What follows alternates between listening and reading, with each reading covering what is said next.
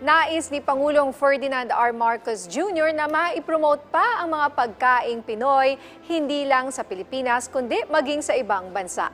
Kaya naman nanawagan ang Pangulo na suportahan ang mga pagkaing Pinoy. May report si Alan Francisco.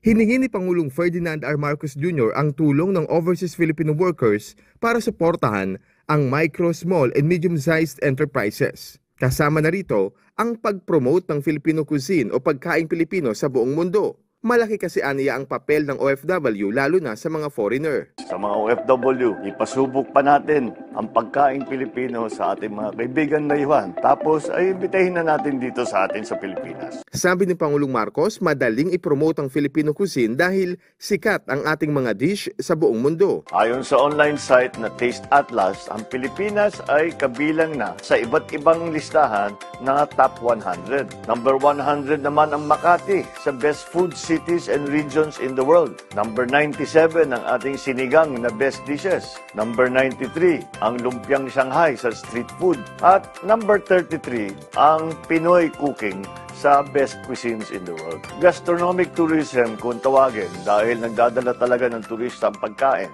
Food does not just feed the stomach. Ika nga, it also feeds the soul. Gamit ang social media, hinikayat ni President Marcos sa mga Pilipino na i-comment sa kanyang vlog ang mga pagkaing isasama pa sa kanilang food trip. May nagbabiral ngayon ng mga parisan. Mukhang masasarap. Tignan nga natin at masubukan natin. Patuloy po natin suportahan ang ating mga lokal na pagkain at produkto. Sa tanong kung ano ang paboritong street food ng Pangulo, Siguro talagang yung hinahanap ko kuminsan, balot. Bata pa ako, natuto na ako kumain ng balot. ano naman kaya ang favorite nilang pagkain ni First Lady Lisa Marcos? Hindi siya basta comfort food pagka kami na lang dalawa. Pulo, magpipizza kami, Pinoy food, sashimi kami. Ang kanilang mga anak kaya? Hindi ko makalimutan, nung nasa London sila, darating kami doon, punta sila sa amin. Siyempre, laging pagdating niyan, malamig, kadalasan umuulan, kaya basa ka at inalamig ka. Naku, inahanap talaga nila dalawa, sinigang na baboy at saka yung puchero. Ano naman kayang restaurant o pagkain sa Ilocos ang mairerekomenda niya?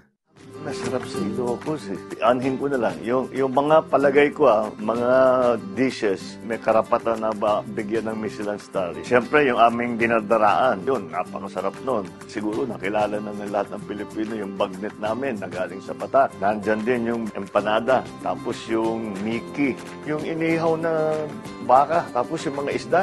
Yung iba, mahilig sa puro mga kilawin. Masyadong marami. I'm sure may magrereklamo sa akin na hindi ko nasama yung kanilang pagkain. Pero ang daming masarap na pagkain. Basta't magandang presentation, maayos ang pagkagawa. May talento rin si Pangulong Marcos sa pagluluto. Ang talent ko na sa pagluluto, kaya kong gumawa ng pagkain kahit na anong laman ng refrigerator at saka anong mga dilatang naiwan. Kasi nasanay ako napakatagal, nag-iisa ako. Bachelor ako ng matagal.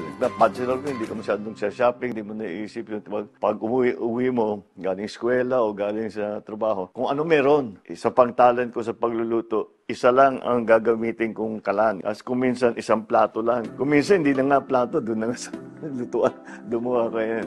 Ay, tatawa kayo. Yung mga bachelor na matagal, alam nila lahat yan. Lalo na yung tumira sa abroad na wala kang cook, wala kang katulong, di ba? Matututo ko talaga dyan. Alan Francisco para sa Pabansang TV sa Bagong Pilipinas.